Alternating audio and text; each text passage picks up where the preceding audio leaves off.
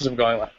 Hey everybody, welcome to today's Geek's initial podcast. It's a rehearsal podcast, so please excuse any issues, audio, video, etc.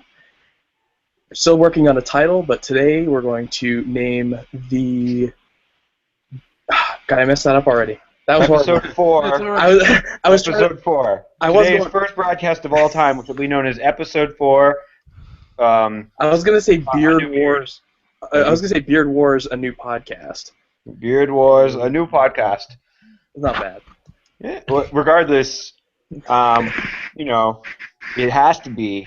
Just like, if we want to be successful, much like the fabled George Lucas, we have to start with episode 4. It's probably really episode 1, and claim that it's been episode 4 the whole time. Episode 4, a new pope. Okay. A new strategy. So for today's test podcast, we're each going to take one topic. We're going to spend about 5 minutes per topic just to roll through and kind of get the hang of being on the internet and let me play around with the camera controls a bit. So everybody stick with us. And Anthony, you want to start us off? Okay. Episode 1/4, the beta cast. Or alpha, probably pre-alpha at this point. We're not going gold. I think something, especially coming out of CES, which has been very prolific over the past week, especially for the geek community. The one thing I pulled from it is the whole, I don't know what you call them, TV in a box kind of thing. Like Razer made their big splash and won like the best in show for it, and Amazon's been pushing its Fire TV, and Apple's had Apple TV forever, and now like you Roku have and like that kind of stuff. Yeah, like Roku has theirs, and Okay. Chrome, and then you have Chromecast, and then you had Slingbox, and then Slingbox is now making future advancements with their $20 a month subscription service, which basically is trying to kill cable. Yeah. I heard about that. So you have all these. Buy that. You kind of have all these internet TV options now, which is very. I think it challenges the cable companies. But my issue is too many hands in one pot. There's going to be no standard because it's an Android OS. That's an open source OS, so anyone can tinker with it as much as they want, change it up as much as they want. There's, like cable and satellite, you kind of have a standard. With TVs, you kind of have a standard. This is just like, please buy our box, and here's the little thing we do different, but it's still kind of Droid, but it's open source, so our updates will be good later. Maybe, I don't know. So it's just, what do you put your $100 in? Because that seems that nothing in this kind of competitive area breaks the $100 mark, especially with the Chromecast. And I feel like the Chromecast will probably be the clear winner, but Razer's trying to make the push that no, this could be a legitimate space for gaming. So what's going to win? And I think that's a huge topic right now. Are we moving away from cable, and is internet TV becoming the big issue? I think. Oh, go ahead. You go. I was going to say, I actually, in all honesty, kind of forgot the CES happened, which is kind of terrible. But I agree with you completely. Set-top boxes were a huge thing this year at CES, and not only from the standalone set-top boxes like your Chromecast or Roku's, but a lot of TV manufacturers are really doubling down into that set-top box. You have Sony, Panasonic, and I think 2 or 3 other majors. I think Samsung did their Tanzan OS. But Panasonic and Sony both announced that they're going to start using Android TV, which is effectively the same platform as Chromecast. And Google is also launching something else called Android TV, which is the $100 box, just like Apple TV and Roku, but they're going to give you access to every single app in the Android store. So you can put Twitter, Facebook, Angry Birds, everything. So whether it's games, movies, music, everything will be available to you on Android TV, where Chromecast will be more focused on like the streaming video content. And to your second bit about the Dish Network streaming service, I think between that and the announced HBO Go coming as a separate piece and not attached to a cable subscription, I think there's going to be a real price war, hopefully happening soon, as cable companies actively try to knock each other out of the market. Because honestly, for me, spend $10 a month for Hulu's, $10 a month for Netflix, $20 a month for that Dish Network thing. a good over-the-air HD antenna, and then maybe whatever HBO Go costs, that's still way cheaper than it is to get a standard cable TV subscription. And I think that's going to change the world. You know what? It's if I can just interject a little bit, the thing that the kicker, if you will, that we still don't have for streaming, and we do have some options, but it's super limited, is sports, right? And yes. The only reason when I was in Boston, Absolutely. like the only reason I talked Kimberly into getting Dish, like actual Dish Network TV, for two reasons. One, so we could watch Doctor Who, right? Yes. And for the other reason was so I could watch the Red Sox and the Bruins. Yeah. And it, every now and then those games will be on over-the-air TV. You can get picked up with an antenna or whatnot. But it's not every game, and it's not, it's few and far between. I mean, like the Bruins would play maybe once a month if you're lucky, and the Red Sox would play whenever it's a big game, like if they're playing the Yankees or something along those lines, right? So, so the cable companies still very much have a hold on that genre. Like that's what they have to sell at this point, especially with other cable companies or big package names like HBO going to a streaming service. Yes, they're still going to have that cable proportion, and you'll be able to get the streaming service. I'm assuming that if you're buying the HBO package through a cable company, then you'll also be able to get the streaming for free. But but you're right. Like there's so many people today. Like, and Kimberly and I are super guilty of it also. That we mooch off of her father's HBO Go. I mean, that's how we watch Game of Thrones and whatever else. And like, it's just another thing. I think everyone's reached the age now where you're comfortable sharing your Netflix password. I think exactly. and Netflix has multiple profiles. Like, it's not just like I got super miffed because once upon a time ago I had a Wii that I let stay at Kimberly's apartment when we were living apart so that she could watch Netflix, and then like she would watch the Netflix that I was paying for, that we both had, right? And like my queue would instantly get like screwed up with like absolutely, and, like crazy things. For a while it was Power Rangers, just reliving the nostalgia, and it was just like, what on earth is going on, man? Like, so with the sports thing, that really is one of the big things that you have to have a cable subscription for. And the even crappier part is you do have streaming services for the NFL. They're so expensive. But they're dropping even aside from So I've been doing research on this, right? I actually have an MLB TV subscription. Yeah. And even though it's like $300 for the season, but it is, when you break it down, still cheaper. The problem is blackout dates. So when I was in Massachusetts, I could watch every single Yankee game. Here in New York, I can't watch a single one because it's on TV and they have the rights to it. Yeah. So until I leave or I go on to a quick aside, just as kind of a tip for anybody who's watching or any of you here, there's a great Chrome extension called Hola, spelled HOLA, and it'll spoof your IP address to another location. So it'll say if like you're watching HBO Go or whenever I want to watch a Yankee game on my laptop, I set it to be in London. So it thinks, and for all intent and purpose, I'm in the UK for all the website notes. So I can watch my Yankees game on my PC or on my Android tablet, even though I'm in New York City. Feed the 12-year-old hackers their information. Just feed them.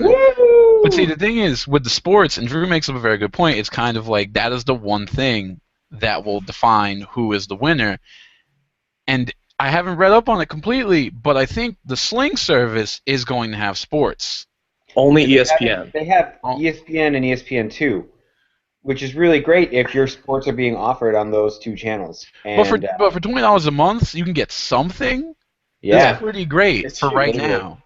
So here's the next issue with that, right? So, and I don't know if it's happening on the Xbox One, but remember on the 360 a couple years ago, they brought ESPN to the 360 as a free app package, and it was not great, right? But that being said, it was better than nothing, and like I could go back and I could watch my Major League Lacrosse games for no charge. Like it was there. I didn't have cable. I didn't have any of those things. I could watch it pretty much commercial free, which was awesome. A lot So of that though was they had to get better with that, and I think they have. But connecting to prove you had the service, because a lot of that ESPN was based on if you had the service. Oh, Like really? I have Optimum. I have Mhm. Optimum. I had to prove I had Optimum, and Optimum would not like agree with the ESPN app for the Interesting. longest so time. so that's the other part of it too. Again, going back to that stupid blackout date bullshit, Yeah. is that each of the cable networks, so like when ESPN airs something, they still have to adhere to those blackout dates. So there are certain providers and there are certain locations where it may not verify you because, like, for the longest time, anybody who had Comcast, Xfinity, which I know are the same thing, Hmm. Dish Network or DirecTV, they couldn't use the ESPN3 app or the there was one other, like it may be ABC or something like that. They couldn't authorize it on any device because the content provider was being pissy, and I think it was Disney, which owns ESPN, ABC, and the rest of that. That makes sense, actually. Sounds- But it was only California. So if you had Xfinity or Comcast and you were, say, in Nevada, you were fine. You were in California, you're fucked. Wah, wah. Alright, so topic number 2, which hopefully will be short, um, is the fuckery that is wedding registries. I'm all right, guys. I'm out. I'm out. I'm out. You've just been effed in the B. I don't know what to tell you. So you don't know yet, Anthony, but you will soon. Yeah. Wedding registries are like the thing of the devil. I want cash. I want to There's make a way it around. There's ways around it though, but you have to be creative and you have to get your parents or your family or whoever to just like figure out that's what you want to do and that's the best game plan. Yeah, so we're going through that process right now, and I am It's like a stunned. hoax. I am stunned at how inefficient this process is. It is freaking 2015 now, and Mhm. they can't make a website that works. It's honestly, some of these websites are worse than like collegiate websites, which are notoriously bad. Like Blackboard is like, how is that still a problem? I Like, don't know. Well, Moodle's pretty good. I must say. Moodle's open source though, so you just have all those tinkerers go in there and like be like, oh, here's the problem. Click. Yeah, I You know. enjoy Moodle. Moodle is fairly easy. I've got bad. I've got So bad wedding experiences with registry. both those I think I'm getting confused. What is a wedding registry for our listeners and my self edification? so what a wedding registry is? I'll let him. Yeah, go for it. I'm gonna go. You go. I'm gonna put my laptop down for like 8 seconds. I'll be right back. Oh, You guys- lame. The host is leaving. Wedding registries are like, well, Nate abandons ship because he's got to go be a fiance or something.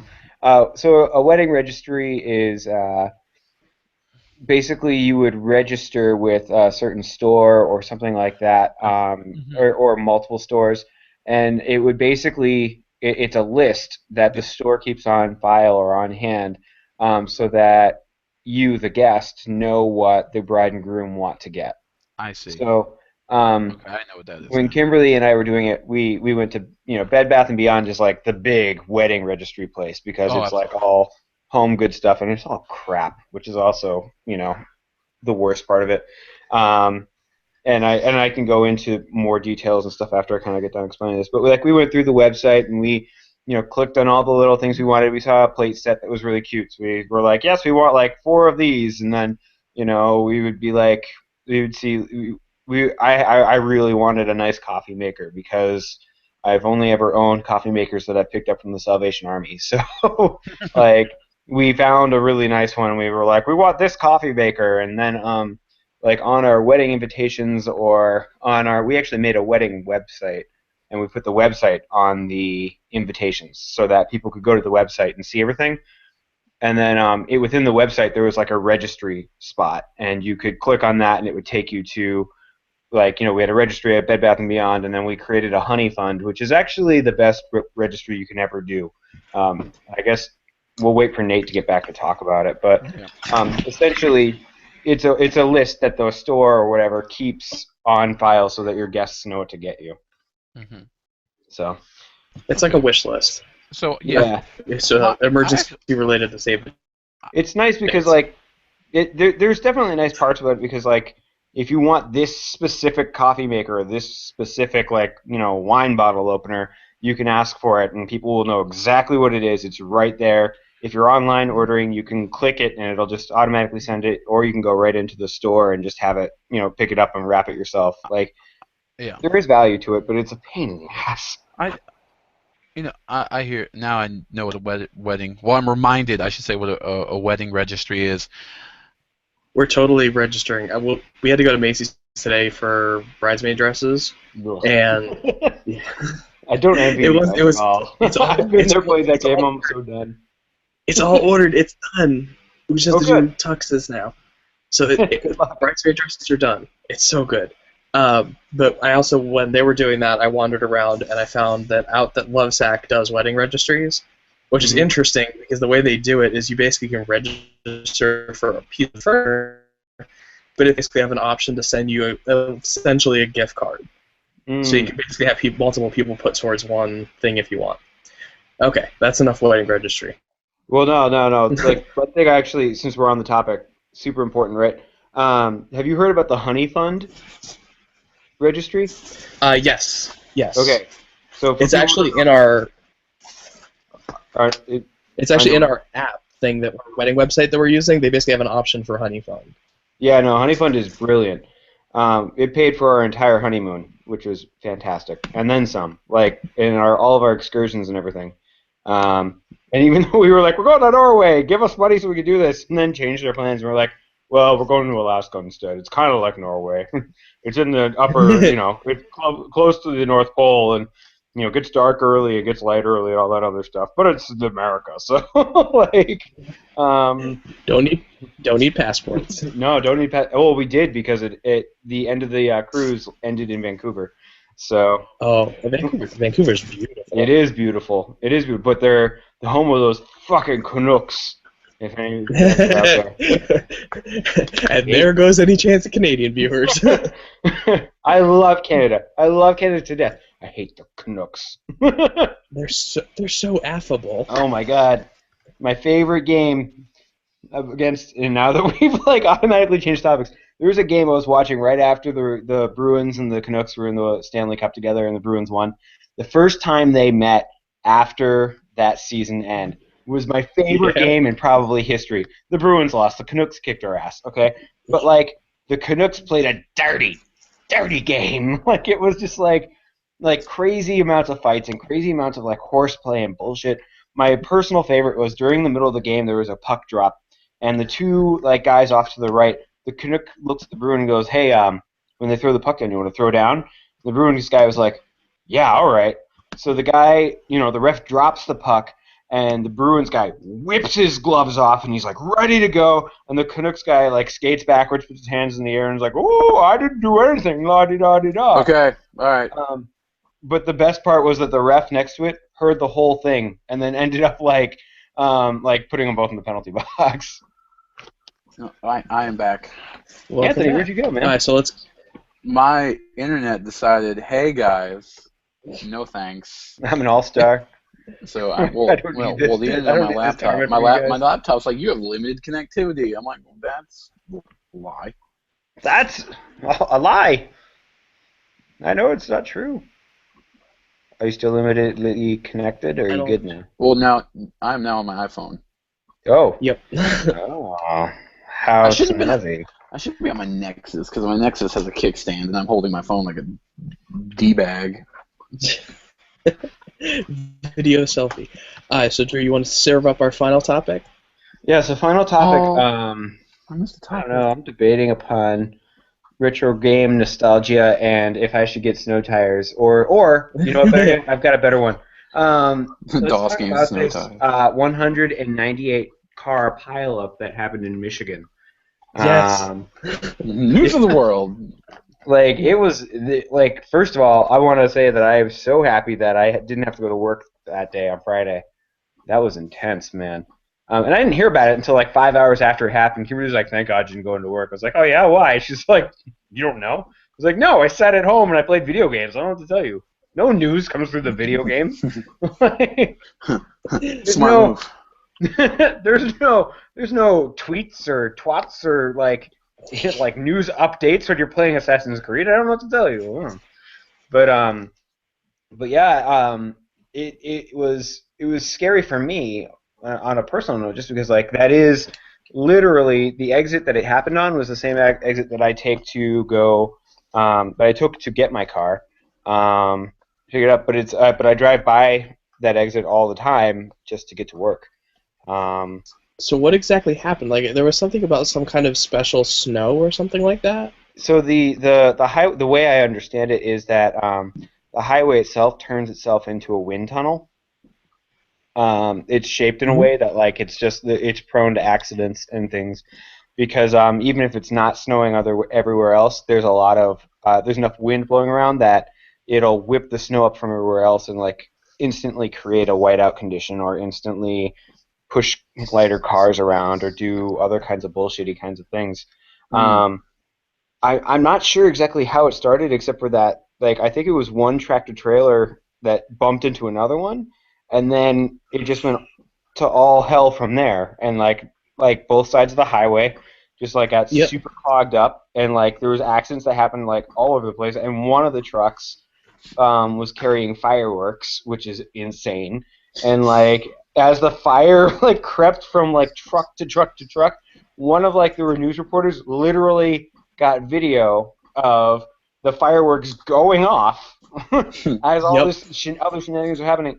It was just like it was unreal to like watch. Like it was like the 4th of July, but nothing happy about it. It was like all these people are dead now. Like I don't know. It was the most sinister sounding video I've ever seen. It was unreal. And this morning they were still cleaning up the highway. The highway was still closed. So I got to see if I can still take that route to work tomorrow, or if I'm going to take the back roads and hope to God it's not clogged to hell. So thoughts, feelings. Do we think if I got snow tires that would I would live through this just for the next day? So like this happened. I mean, there's not so much you could talk about. You just hope whoever survives, speedy full recovery. I think. Yeah, I think absolutely. I think the state should look into, or whoever controls that highway should look into, deterring or avoiding the wind. Wind buffeting technology. You wind hey. It's gotta be something. Michigan was also just rated for having the second worst roads in the United States. Well, out of curiosity, what was worse? Probably New Jersey. Jersey or Michigan as far as road conditions go? Is that the question? It's got to be probably California, although California does have a lot of roads that are nicely maintained, but their public works system is notoriously hilarious. The worst was like Utah because of all of their dirt roads that they have. It's because no one lives in Utah. Right. Well, it's all dirt roads. That's like why. But it's not even like it's like dirt roads. It's like surprise dirt. Alright, so thank you everybody for tuning in for this first initial practice, I guess, rehearsal, whatever you want to call it. We'll get better, I promise. Podcast.